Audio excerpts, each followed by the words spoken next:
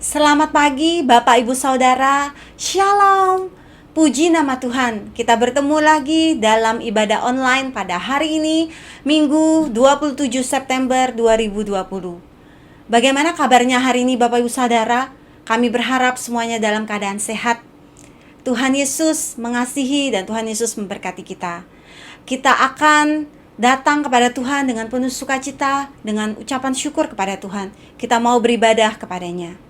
Kita akan mempersiapkan hati kita dengan doa teduh.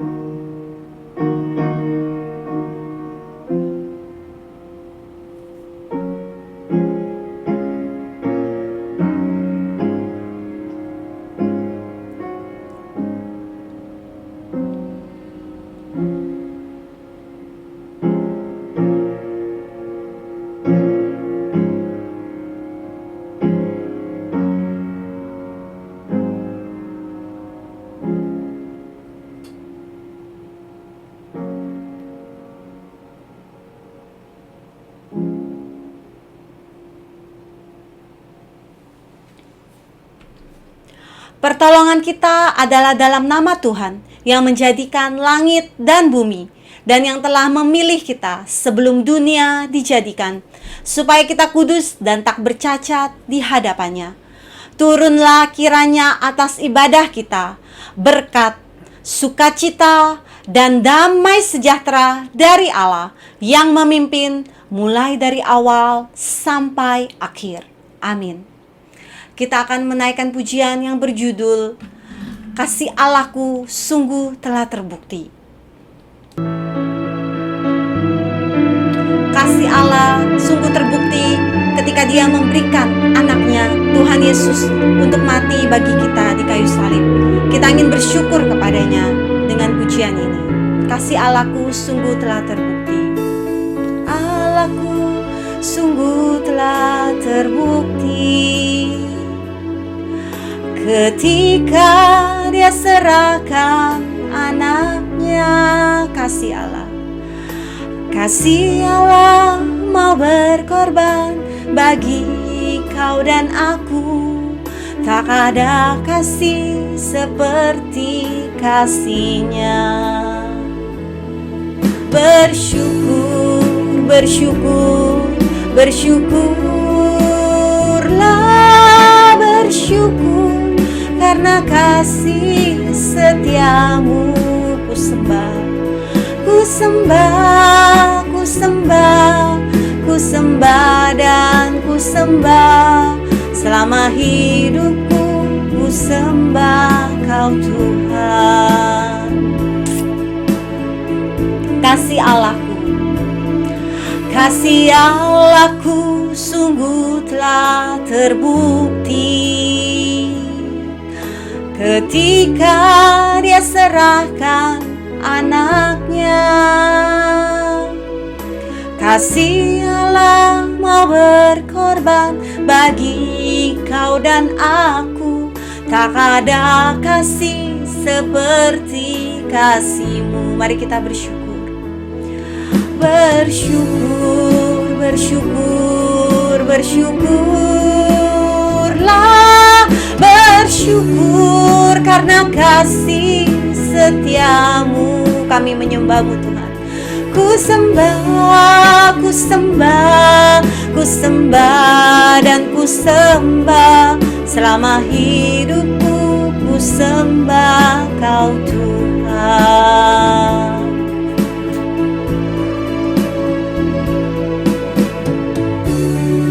Karena begitu besar kasih Allah akan dunia ini, sehingga Ia telah mengaruniakan anaknya yang tunggal, supaya setiap orang yang percaya kepadanya tidak binasa, melainkan beroleh hidup yang kekal.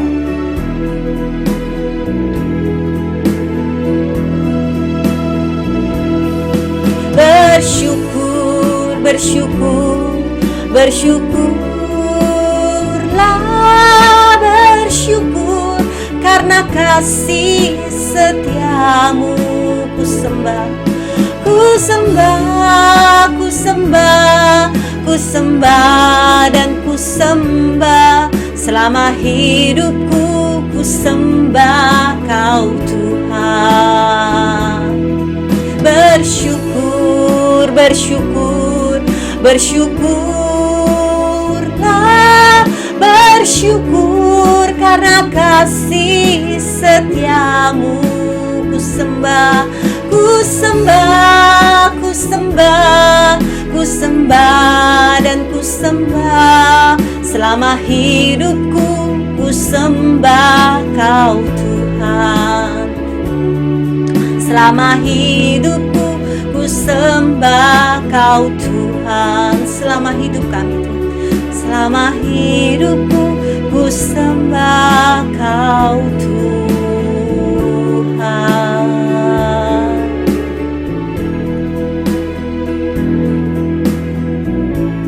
Biarlah selama hidup kita boleh menyembah dan memuji Tuhan. Tiba saatnya kita akan mendengarkan firman Tuhan yang akan disampaikan oleh Bapak Pendeta Robbie James. Shalom Bapak Ibu Saudara yang dikasihi oleh Tuhan, berjumpa kembali di dalam ibadah online pada hari ini. Mari kita akan siapkan hati kita untuk mendengarkan firman Tuhan. Mari kita tunduk kepala bersama-sama. Tuhan, kami berterima kasih untuk kemurahan dan anugerah yang Tuhan berikan kepada kami, sehingga Engkau telah menolong kami untuk melewati hari demi hari. Dan biarkanlah Tuhan pada saat ini kami bisa belajar firman-Mu, kami bisa merenungkannya, kami bisa mengerti kehendak-Mu, dan kami bisa hidup di dalam firman-Mu itu.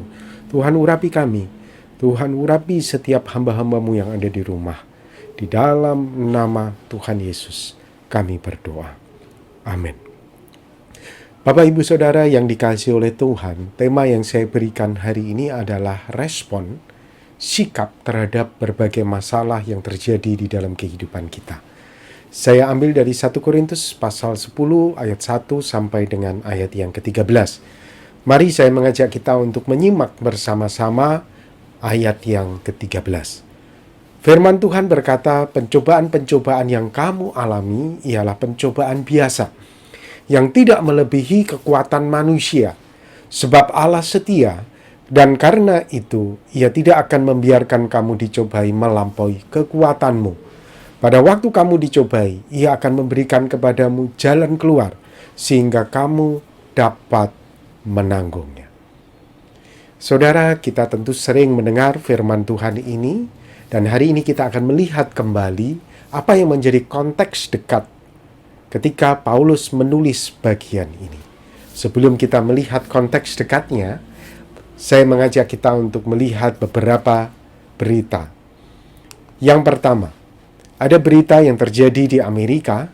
Tak sabar penumpang buka pintu darurat dan lompat dari pesawat. Saudara, singkat cerita orang ini kemudian ditangkap dan ditanya, mengapa engkau melakukan hal itu? Saudara, dia berkata, aku buru-buru. Saudara, hanya karena masalah buru-buru, masalah sederhana, saya katakan orang ini bisa terlibat jatuh ke dalam masalah yang lebih besar lagi. Beberapa waktu yang lalu pernah kejadian juga di Indonesia. Seperti berita ini, saudara, mengatakan klarifikasi Wing Air soal penumpang yang buka pintu darurat pesawat bisa didenda 500 juta.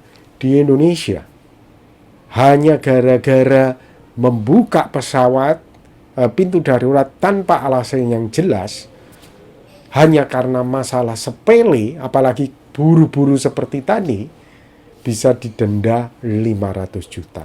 Masalah yang sederhana, masalah yang sepele, karena salah merespon, karena salah bersikap, maka bisa jatuh ke dalam berbagai permasalahan yang lebih berat. Saudara, saya kira inilah yang terjadi juga dengan jemaat di Korintus. Jemaat di Korintus mengalami berbagai macam masalah, tantangan, dan Paulus coba untuk mengingatkan mereka.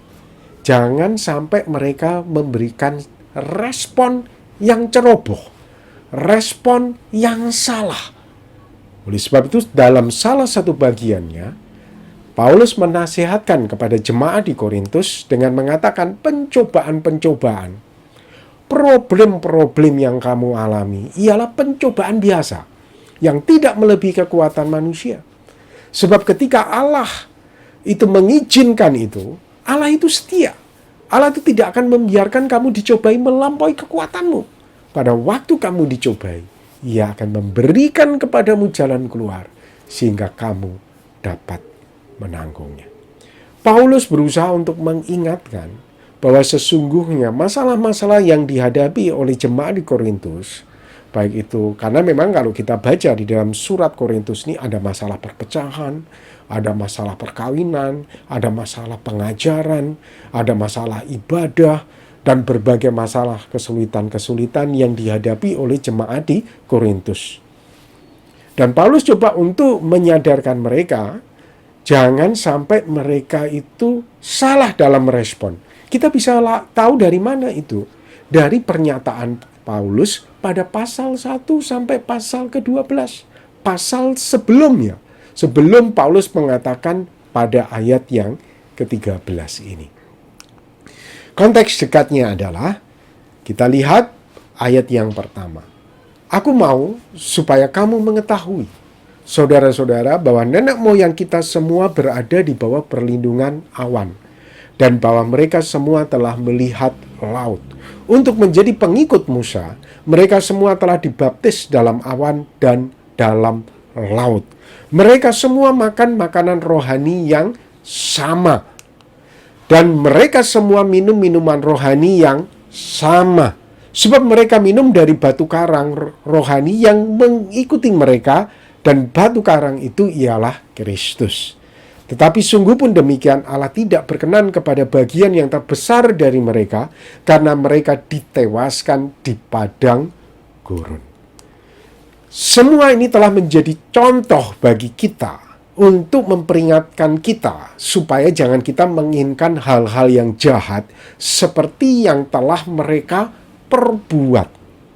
Nah, saudara, kalau kita lihat bagian ini mulai dari pasal 1 sampai dengan pasal 6, sesungguhnya Paulus coba untuk menganalogikan kehidupan yang sedang dialami oleh orang Korintus ini dengan pengalaman Israel jasmani ketika mereka ada di padang gurun. Mereka berhadapan dengan berbagai masalah dan kesulitan. Mereka dibaptis dalam awan dan laut. Mereka makan minuman rohani yang sama yang mereka peroleh dari Musa. Dan itu menggambarkan makanan rohani Kristus secara rohani. Dan kemudian Paulus menganalogikan dengan jemaat di Korintus sebagai Israel rohani yang dibaptis sama di dalam Kristus, makanan minuman yang sama di dalam Kristus. Kalau Tuhan tidak berkenan kepada sebagian besar dari mereka, yaitu Israel jasmani, Tuhan bisa juga tidak berkenan terhadap jemaat di Korintus karena melakukan hal-hal yang jahat sama dengan orang Israel jasmani. Walaupun dibaptis yang sama. Walaupun memiliki makanan dan minuman rohani yang sama. Saudara, kita akan lihat bersama-sama apa yang dilakukan oleh orang-orang Israel jasmani sehingga Tuhan itu tidak berkenan terhadap mereka ketika mereka merespon terhadap masalah di dalam hidup mereka. Kita lihat apa hal-hal jahat atau ceroboh yang dilakukan Israel jasmani ketika berhadapan dengan masalah padang gurun. Yang pertama, Paulus katakan di situ di dalam ayat yang ke-7, dan supaya jangan kita menjadi penyembah-penyembah berhala sama seperti beberapa orang dari mereka, seperti ada tertulis, maka duduklah bangsa itu untuk makan dan minum, kemudian bangunlah mereka dan bersukaria. Saudara, yang pertama, mereka menghadapi kesulitan, mereka menghadapi masalah, dan nampaknya mereka tidak sabar menunggu jawaban Tuhan. Mereka lari kepada ilah-ilah. Mereka lari kepada berhala mereka. Dan ini yang coba diingatkan Paulus kepada jemaat di sana, ketika kamu dapat masalah, kamu jangan lari kepada roh-roh jahat. Kamu jangan lari kepada berhala-berhala, meminta pertolongan kepada mereka. Saudara, satu hari Musa pergi ke Gunung Sinai untuk berkomunikasi, bertemu dengan Allah. Dan orang Israel menunggu lama, Musa ini tidak turun-turun.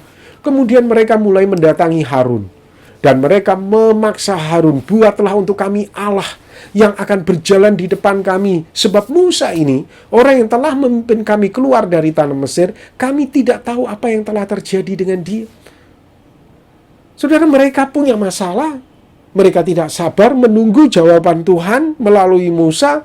Mereka kemudian membangun patung lembu emas. Dan mereka kemudian mulai menyembah patung lembu emas ini, meminta pertolongan dari berhala. Saudara, ini yang coba diingatkan Paulus kepada jemaat di Korintus. Engkau punya masalah, jangan lari kepada berhala. Saudara, ini juga firman berlaku bagi kita. Jangan sampai ketika kita punya masalah, baik dalam pekerjaan, dalam keluarga, kemudian saudara, kita mulai menunggu jawaban Tuhan kok enggak datang-datang. Kita cari jalan pintas. Kita pergi ke tempat yang keramat. Kita cari pesugihan. Kita pergi ke orang-orang pintar. Kita bersekutu dengan roh-roh jahat. Kita pikir itu akan menyelesaikan masalah kita. Sekali lagi saudara, respon yang salah justru seringkali akan membawa kita masuk ke dalam jurang permasalahan yang lebih dalam lagi. Ini yang tidak diharapkan terjadi pada jemaat di Korintus. Dan Tuhan tidak ingin juga kita melakukan hal yang sama. Saudara, apa yang harus kita lakukan? Nanti kita akan temukan. Bukan lari kepada berhala-berhala. Bukan lari bersekutu kepada roh-roh jahat untuk menyelesaikan masalah kita. Kemudian apa yang dilakukan oleh orang Israel lagi ketika mereka berhadapan dengan permasalahan sementara mereka ada di padang gurun? Di dalam 1 Korintus 10 ayat 8, di situ dikatakan, janganlah kita melakukan percabulan seperti yang dilakukan oleh beberapa orang dari mereka, sehingga pada satu hari telah tewas 23.000 orang. Saudara, hidup di padang gurun memang tidaklah mudah. Dan ini yang terjadi pada bangsa Israel ketika mereka ada di Sitim. Bangsa Israel mulai berjinah dengan perempuan-perempuan kafir, perempuan-perempuan Moab, saudara. Saudara, hati-hati. Hidup di dunia memang banyak masalah. Dan Paulus mengingatkan jemaat Korintus dan kita, ketika kita berhadapan dengan problem-problem, jangan sampai kita kemudian tergoda, lari, menghibur diri dalam percabulan, dalam hal-hal yang tidak benar. Kita pikir hidup ini sudah sulit, hidup ini sudah susah. Saudara, justru seringkali masalah-masalah ini kalau kita terjun kepada percabulan, bukan menyelesaikan masalah. Justru seringkali membuat kita masuk ke dalam berbagai permasalahan yang kompleks. Akhirnya terjadi perselingkuhan, akhirnya terjadi penyelewengan, dan segala macam hal. Problem rumah tangga bukannya selesai, semakin parah dan semakin parah. Saudara, sekali lagi, semua kita menghadapi masalah. Tetapi ingat, jangan sampai kita merespon secara salah, bersikap salah terhadap setiap masalah. Yang pertama, jangan kita menyembah berhala. Yang kedua, jangan sampai kita jatuh dalam dosa percabulan, seperti yang terjadi pada bangsa Israel ini. Yang ketiga, saudara, di dalam ayat 9 di situ dikatakan, dan janganlah kita mencobai Tuhan, seperti yang dilakukan oleh beberapa orang dari mereka, sehingga mereka mati dipanggut ular. Bangsa Israel ini mencobai Tuhan. Kalau kita baca di dalam Bilangan 21 ayat 5-6, di situ dikatakan, lalu mereka berkata-kata melawan Allah dan Musa, mengapa kamu memimpin kami keluar dari Mesir supaya kami mati di padang gurun ini? Padahal mereka tahu Tuhan tidak membuat mereka mati di padang gurun, tetapi mereka akan dibawa ke tanah Kanaan, tanah perjanjian, tanah yang subur, tanah yang luar biasa. Tapi mereka berkata apa? Engkau membuat kami mati di padang gunung, sebab di sini tidak ada roti dan tidak ada air, dan akan makanan hambar ini kami telah muak. Saudara, mereka tahu Tuhan itu mau membawa kemana, tetapi mereka mencobai Tuhan. Saudara, hati-hati. Rancangan Tuhan bagi kita adalah yang terbaik untuk hidup kita. Tuhan merancangkan kita sehat, Tuhan merancangkan kita kuat, Tuhan merancangkan kita penuh damai sejahtera. Sekali lagi, jangan mencobai Tuhan dengan mengatakan Tuhan jahat, Tuhan tidak mau peduli, Tuhan tidak mau tahu, Tuhan itu pilih kasih, Tuhan itu tidak adil. Padahal saudara, Tuhan itu sudah memberkati hidup kita dengan kesehatan. Tuhan memberkati hidup kita dengan kelimpahan materi. Tuhan memberkati hidup kita ini dengan segala kemewahan. Saudara, seringkali kita itu mencobai Tuhan. Dan jangan sampai Tuhan itu marah terhadap kita seperti Tuhan marah terhadap orang Israel pada waktu itu. Sehingga Tuhan menyuruh ular-ular tedung di antara bangsa itu yang memanggut mereka. Sehingga banyak dari orang Israel yang mati pada waktu itu karena mencobai Tuhan. Yang berikutnya saudara, ayat 10. Dan janganlah bersungut-sungut seperti yang dilakukan oleh beberapa orang dari mereka sehingga mereka dibinasakan oleh malaikat maut. Bersungut-sungut, ya makanannya hambar, ya minumannya kayak gini, ya begini. Kita tidak bisa bersyukur dengan berkat yang Tuhan berikan kepada kita, dengan kesehatan yang Tuhan berikan kepada kita, makan minum cukup yang Tuhan berikan kepada kita. Kita bersungut ini, kita bersungut itu. Saudara, ini menimbulkan Tuhan itu tentunya tidak senang dengan sikap kalau kita ini bersungut-sungut. Dan ini coba diingatkan Paulus kepada jemaat di Korintus. Jangan kalian ketika merespon terhadap problem, masalah di dalam hidupmu, kamu itu bersungut-sungut. Yang kelima, kalau kita baca ayat yang ke-12, di situ dikatakan, sebab itu siapa yang menyangka bahwa ia teguh berdiri, hati-hatilah supaya ia jangan jatuh. Beberapa orang ketika menghadapi masalah, ada yang jumawa, sombong, congkak. Oh, ini masalah kecil, ya, sehingga mereka melupakan Tuhan dan mengutamakan kekuatannya sendiri. Atau sebaliknya, saudara, mereka jumawa dengan kerohaniannya, mereka jumawa dengan kekuatannya dan kehebatannya, mereka dekat dengan Tuhan dan Tuhan pasti membela mereka. Saudara, sikap jumawa seperti ini pernah terjadi juga pada kelompok dari bangsa Israel pada waktu itu, yaitu sebuah kelompok yang dipimpin oleh Korah. Saudara, kalau kita baca di dalam Bilangan 16 ayat 1, ayat 3 dan 5, di situ dikatakan Korah bin Yisar bin Kehat bin Lewi beserta Datan dan Abiram anak-anak Eliab dan On bin Pelet, ketiganya orang Ruben, mengajak orang-orang untuk memberontak melawan Musa dan berkata, sekarang cukuplah itu, segenap umat itu adalah orang-orang kudus dan Tuhan ada di tengah-tengah mereka. Mengapa kamu meninggikan diri di atas jemaah Tuhan? Mereka menunjukkan sikap tidak bisa menghormati Musa sebagai pemimpin mereka. Mereka merasa Korah ini merasa sama satu suku Lewi seperti Musa juga. Dan mereka merasa Korah ini dekat dengan Tuhan. Dan mereka menuduh Musa ini meninggikan diri di atas kelompok orang-orang Israel pada waktu itu. Kemudian Musa menjawab kepada Korah dan segenap kumpulannya, besok pagi Tuhan akan memberitahukan siapa kepunyaannya, siapa yang kudus, dan ia akan memperbolehkan orang itu mendekat kepadanya.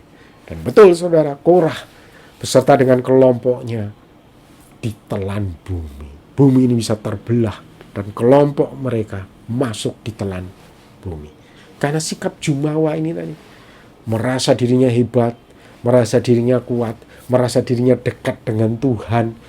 Sehingga saudara menyepelekan segala permasalahan yang terjadi dan tidak bisa menghormati pemimpin rohani.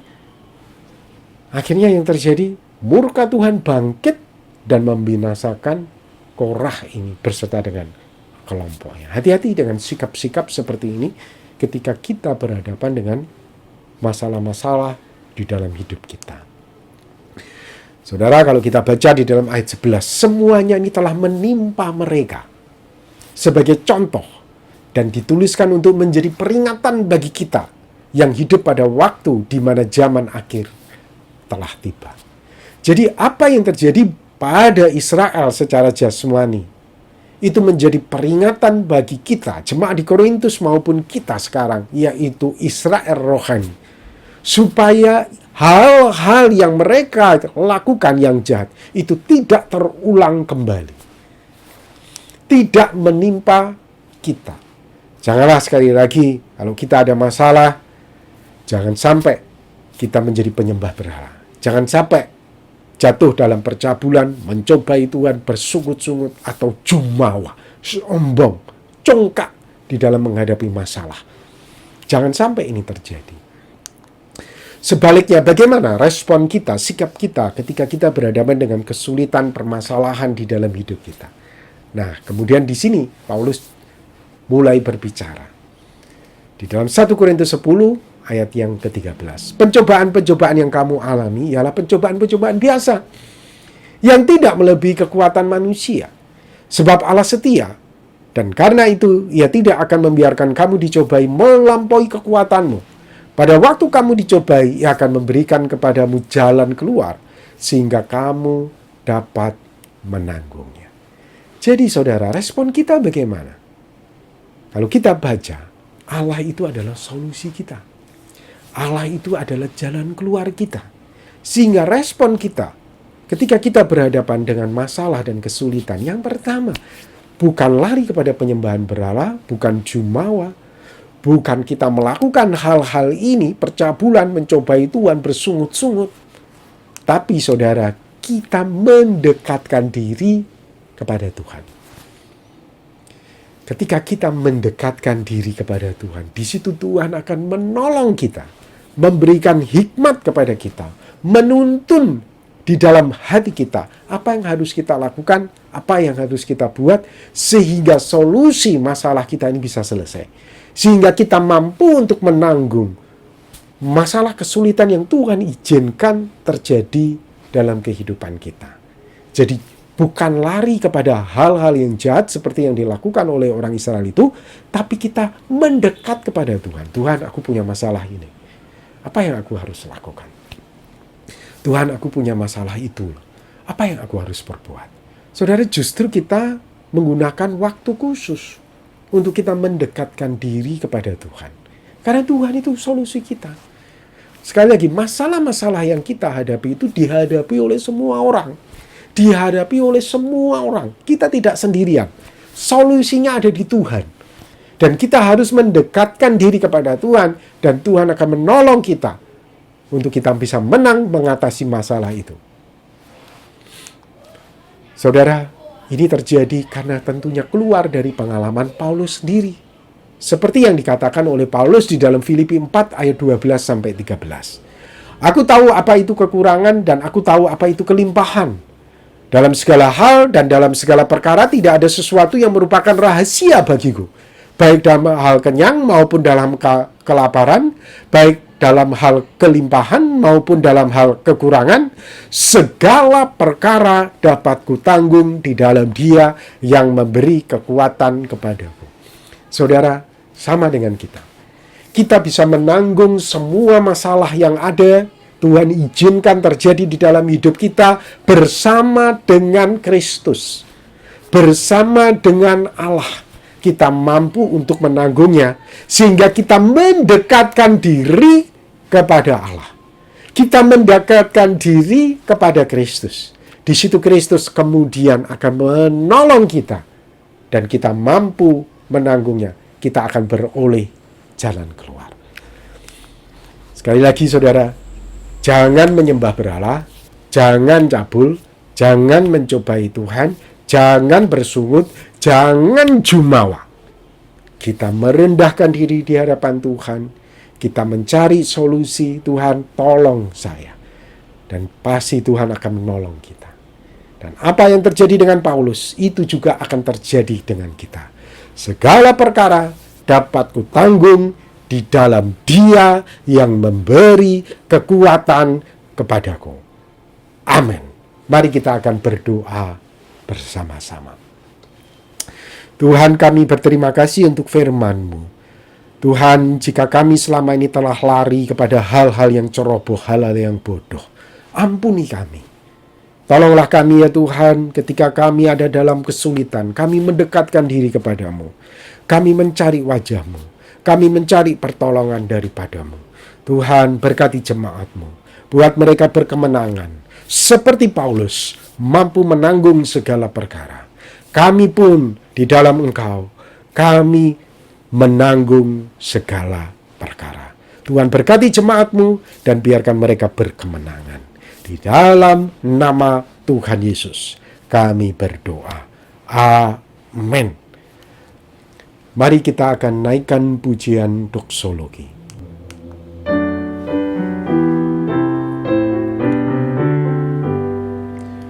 Puji Allah Bapa Putra, puji Allah Roh Kudus, ketiganya yang esa, pohon selamat sumber berkat.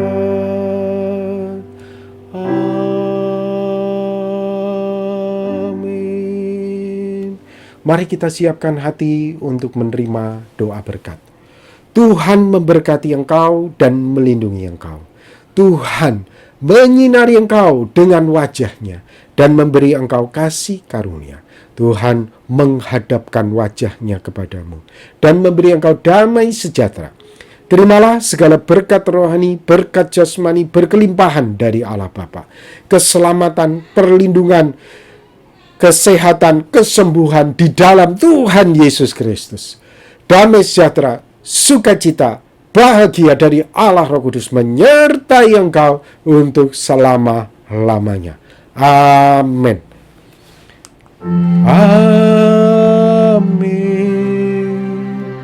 Amin.